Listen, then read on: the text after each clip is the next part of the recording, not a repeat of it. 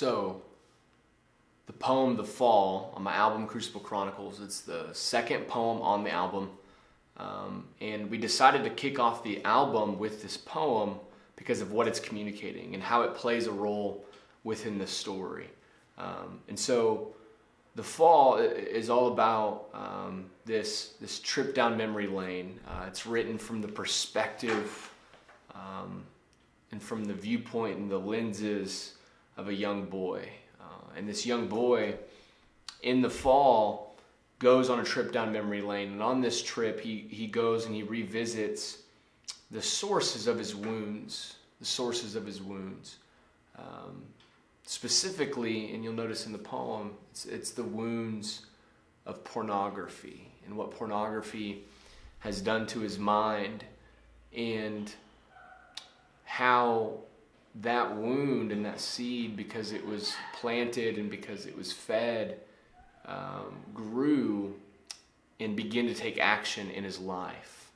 And then you see this young boy go from just this young boy into something completely different. This young boy is molded and transformed into an image that is not so pretty, not so lovely.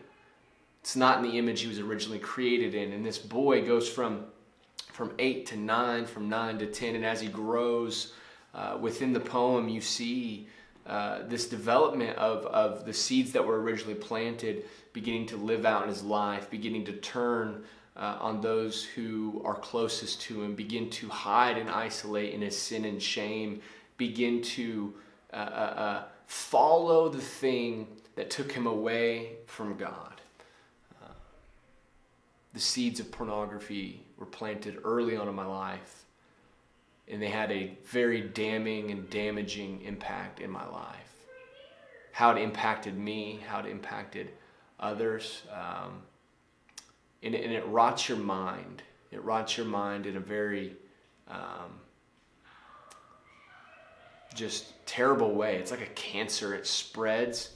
And when you carry that with you throughout life, and especially from a young age, it molds you into someone who views life in a over-sexual way, hyper-sexual way.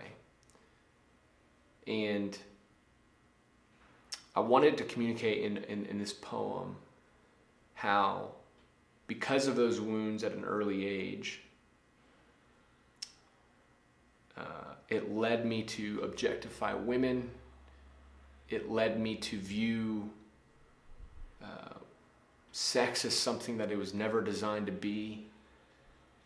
It led me to view life as something that is about finding my own pleasure. It led me to thinking that I should hide in life, that I should repress truth, that I should present one thing to everybody else, but really kind of harbor everything else inside. It creates a very unhealthy lifestyle. It creates a very unhealthy heart and mind and soul. And this poem, in a very real way, hits on that.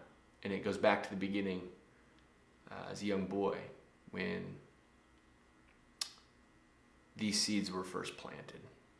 And so we wanted to tell that story because we believe this is not just my story, but this is a lot of people's stories. This is your story. This is so many people's story.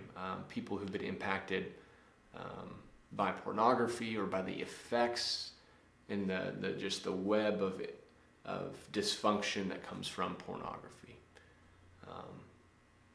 And then it's just this cycle that continues. And it needs to end. And so we wrote this poem and we told it from this perspective because we believe before we can ever fix the man that I am now, before I could ever fix the man that I am now, I had to go back and love and find healing for the boy who was wounded at a very young age. Those things needed to be addressed. They needed to be faced. And so that's why the poem starts on the album. And in the visual, you see that it's placed within this this dark forest. You see all the dark forest, the trees surrounding me in the video, and we did that because we wanted to communicate this idea of overwhelming darkness, this idea of surrounded by shame and guilt. That's what the forest represents, is shame and guilt. And it's reminiscent of almost Adam and Eve when they're in the garden with God, and once they sinned, once they chose sin and they lost the very image that they were created in, they went and hid. It was their fall. And it affected them. They knew they were naked. They began to clothe themselves. They began to do things that they normally would have never done. They distanced themselves from God, from the very person who loved them most. And that's what sin does. And so that's what we wanted to describe in this poem. It's very real, it's very honest, it's very open. And it's something that hopefully you can connect with in a way that says you're not alone.